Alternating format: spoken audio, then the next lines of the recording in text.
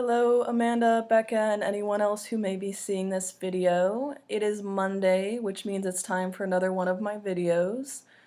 Amanda, last week you talked about representation in fiction, and it gave me the push to talk about a subject I've wanted to for a long time but have so far avoided, and that's teen girls, Mary Sue's sexuality, and fan fiction. Subjects that when talked about together are usually talked about mockingly, but I am not here for that. I am here to promote the idea of teen girls writing Mary Sue fan fiction, and I'm going to tell you why.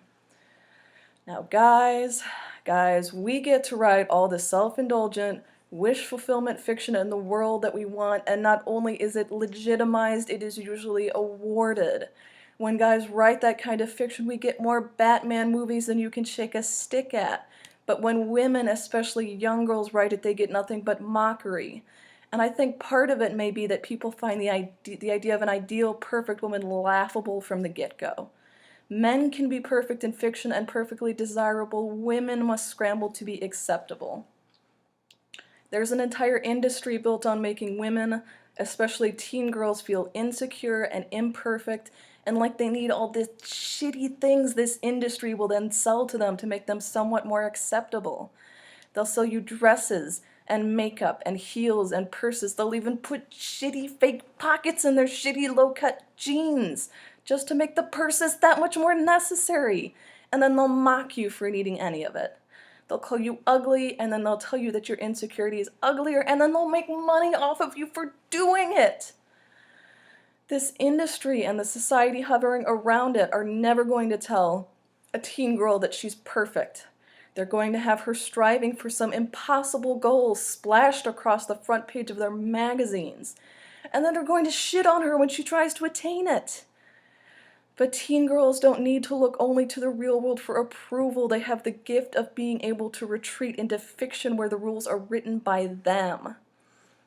And they can create a perfect stand-in for themselves, one who shines with absolutely no flaws and could never exist in the real world, because no matter what, someone would try to sell that perfect girl something to make her a little bit better. But in this world, girls can be perfect and be admired for their perfection without someone calling them vain and shallow every time they dare to take a selfie. They can be desired entirely on their own terms. And this is the important point I want to reach, because eventually teen girls will accept that they need not be perfect to be desirable, but in the meantime they need to learn that on their terms.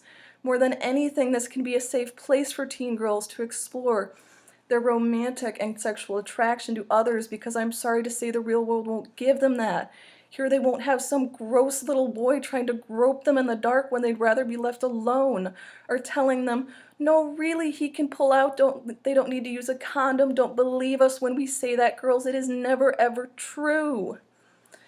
No, everything that happens entirely on her terms.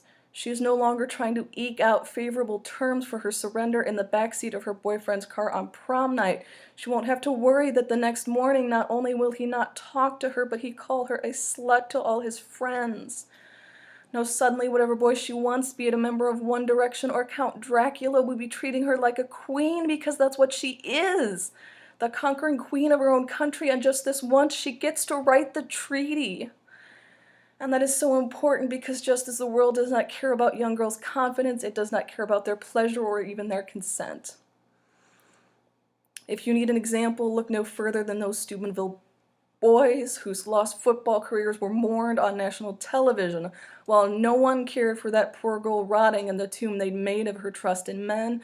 And if I spit that word boy like it hurts me, that is because in this case it does, because 1 in 6 women will be raped in their lifetimes, and they will be raped by men they know, their family or friends or boyfriends, and when these women turn to tell us their stories, we will say, but not all men.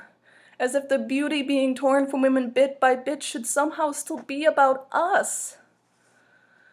Young girls need a world in which they will never be hurt by other people's desire, where no boy will ever tell her that her first time is supposed to hurt, and don't listen to us when we say that, we are lying. Because the world believes his pleasure should matter more than her pain. And yes, Mary Sue fan fiction they write that is so mocked and belittled by the rest of the world gives them that. Suddenly they are the perfect, crowning centerpiece of their own romantic wants and sexual desires. Maybe now all 5 members of One Direction are in love with them, and that is fantastic.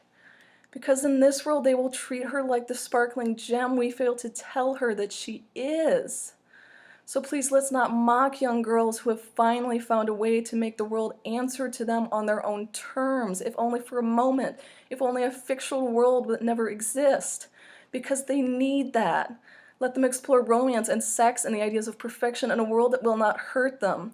Because what does it say about us if we mock young girls for wanting a world where romance and sex and love do not hurt but exist to please them? Nothing I'd want anyone else to be thinking of me, that's for certain.